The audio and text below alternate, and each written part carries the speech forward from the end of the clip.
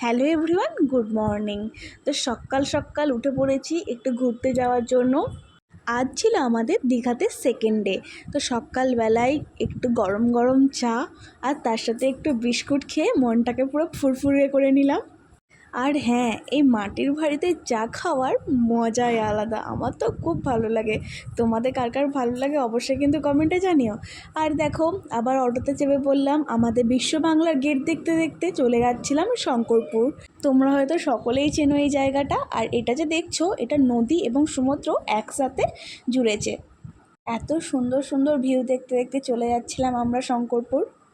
এখানে দেখো, শঙ্করপুর, তাজপুর এবং নয়াকালী মন্দির যাওয়ার গেট এটা।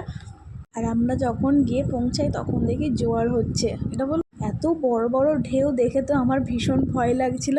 আর এইদিকে বৃষ্টি আবার আরম্ভ হয়েছে। সেই ছাতা মাথায় দিয়ে আবার পুরো এরিয়াটা ঘুরে দেখলাম।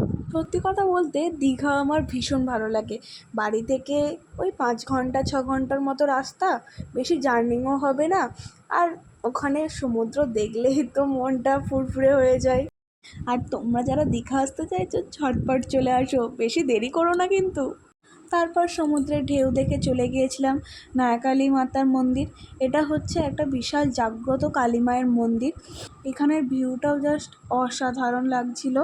তারপর দেখা গেল আমার মহাদেবের সাথে। শুনেছি নাকি এখানে যারা ইচ্ছে পূরণের জন্য এই লাল কার্ডগুলো বেঁধে যায়, সেই ইচ্ছাটা পূর্ণ হয়ে গেলে লাল কার্ডটা আমনি আমনি খুলে পড়ে যায়।